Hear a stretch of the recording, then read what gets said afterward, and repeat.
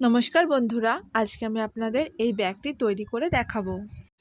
এই ধরনের কাগজের শপিং ব্যাগগুলো খুব একটা টেকসই হয় না। এই ব্যাগের সাহায্যে আজকে আমি ব্যাগ তৈরি করে দেখাবো।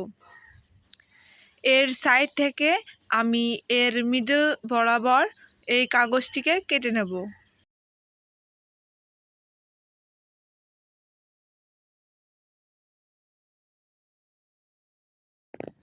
এবারে এখান থেকে এদিকের কর্নার পর্যন্ত আমি কাগজটিকে কেটে নেব। সেমভাবে এই সাইডের এই মিডল থেকে এই কর্নার অবধি আমি কাগজটিকে কেটে নিচ্ছি। এদিকেও সেম প্রসেসে প্রথমে আমি এই মিডল অনুযায়ী সোজাভাবে কেটে নেব, তারপরে এর মিডল থেকে এই কর্নার অবধি কেটে নিচ্ছি, আর এদিকেও এর মিডল থেকে কর্নার অবধি কাগজটিকে কেটে নেব। দেখুন বন্ধুরা, এখানে আমার ব্যাগ তৈরির ফর্মা রেডি হয়ে গেছে।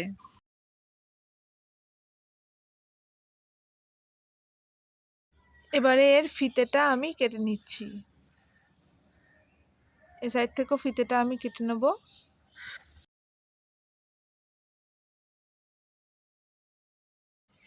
এবারে এই শপিং ব্যাগের কাপড়টিকে আমি মেন ফেব্রিকের ওপরে বসিয়ে নিয়েছি, আর চারদিক থেকেই আমি 1/2 ইঞ্চ এক্সট্রা কাপড় নিয়ে নিয়েছি। এবারে দাগ অনুযায়ী আমি কাপড়টিকে কেটে নেব। দেখুন বন্ধুরা, এখানে আমার কাপড়টি কাটা হয়ে গেছে। এবারে এই মেন ফেব্রিকের মাপেই আমি একটা চালের বস্তা নিয়েছি আর একটা বিছানার চাদর নিয়েছি। এই মেন ফেব্রিক, চালের বস্তা আর এই বিছানা চাদরটাকে আমি লম্বা লম্বা সেলাই করে একসাথে জুড়ে নেব। আর ফিতে তৈরির জন্য আমি দুটো কাপড় নিয়ে নিয়েছি।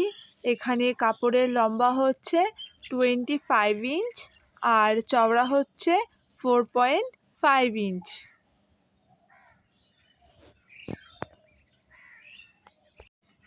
এবারে কাপড়টিকে আমি এদিক থেকে একটা ভাঁজ করব, এদিক থেকে আরেকটি ভাঁজ করে এভাবে ধরে আমি পুরোটা সেলাই করে নেব, তাহলেই আমার ফিতে রেডি হয়ে যাবে। একইভাবে আরেকটি ফিতেও রেডি করে নেব। দেখুন বন্ধুরা, এখানে আমি মেন ফেব্রিক, বস্তা আর বিছানা চাদরটাকে একসাথে লম্বা সেলাই করে জুড়ে নিয়েছি, আর এদিকে আমার ফিতে দুটোও রেডি হয়ে গেছে। এবারে এই কাপড়টিকে আমি এভাবে ভাঁজ করব, ভাঁজ করে এর মিডল পয়েন্টে একটা দাগ দিয়ে নেব। এবারে এই দাগের এদিক থেকে আমি 3 ইঞ্চি একটা দাগ দেব, আর এই সাইডেও আমি 3 ইঞ্চি একটা দাগ দিয়ে নেব।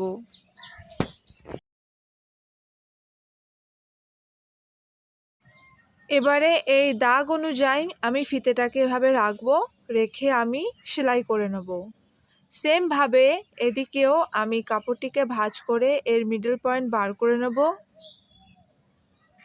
বার করার পর আমি এই দিক থেকে এই সাইডে 3 ইঞ্চি একটা দাগ দিয়ে নিচ্ছি, আর এই সাইডেও 3 ইঞ্চি একটা দাগ দিয়ে নেব। এবারে এই দাগ অনুযায়ী আমি ফিতেটাকে রেখে সেলাই করে নেব। দেখুন বন্ধুরা, এখানে আমি সেলাই করে ফিতে দুটো লাগিয়ে নিয়েছি। এবারে আমি এতে চেন লাগিয়ে নেব। চেনটাকে আমি এভাবে উল্টোভাবে রাখবো। উল্টোভাবে রেখে এর ওপর থেকে আমি সোজা সেলাই করে নেব।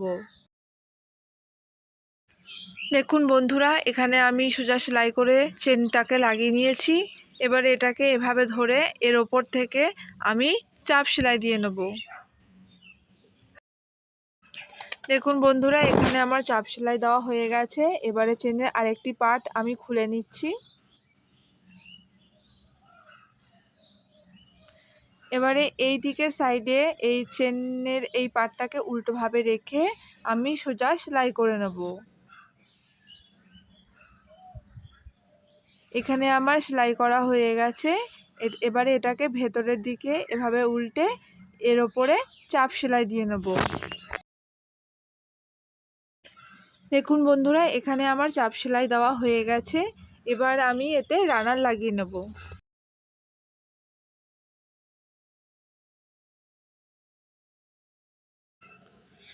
রানার লাগানোর জন্য প্রথমে চেনের এই এক সাইড থেকে আমি অল্প একটু কাপড় কেটে নেব, আর এক সাইডেরও একটুখানি কাপড় কেটে নিয়ে এর তার বার করে নেব।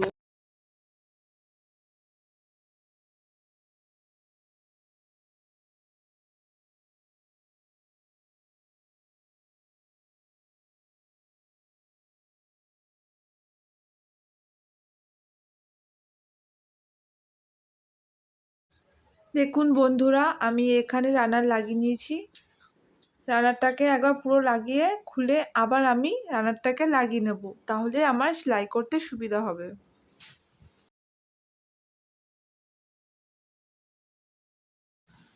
এখানে আমার রানার লাগানো হয়ে গেছে। এবার এই কাপড়টিকে আমি উল্টে নেব।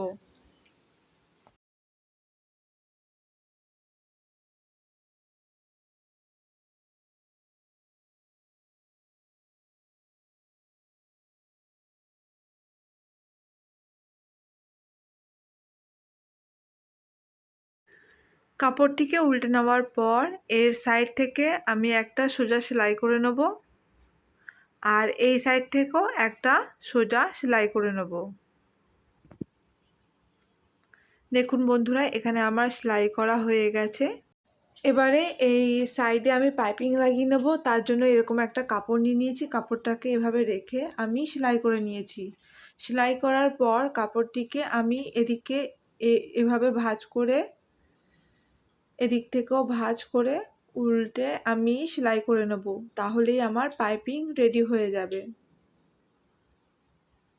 এভাবে সেলাই করে নেব। দেখুন বন্ধুরা, এখানে ভেতরে আমার পাইপিং রেডি হয়ে গেছে। সেমভাবে আমি এই সাইডেও পাইপিং লাগিয়ে নিয়েছি। এবারে এই ব্যাগের যে বেস কাটিং করেছি সেখানটা এরকমভাবে কোনাকুনি ধরবো, ধরে আমি এতে সেলাই করে নেব। সেলাই করার পর এতেও আমি সেমভাবে পাইপিং লাগিয়ে নেব। এদিকেরও এই কোণ, দুটো কোণ এভাবে ধরবো, ধরে আমি এটাকে সেলাই করে নেব।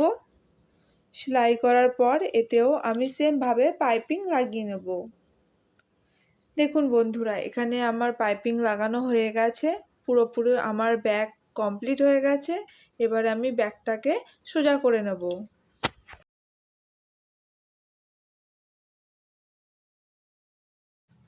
দেখুন বন্ধুরা, কত সহজ পদ্ধতিতে একটা শপিং ব্যাগের মাপেই আমি এরকম ফেব্রিকের ব্যাগ তৈরি করে নিয়েছি। ভিডিওটি ভালো লাগলে লাইক করবেন, আর ভিডিওটি দেখার জন্য আপনাদের অসংখ্য ধন্যবাদ।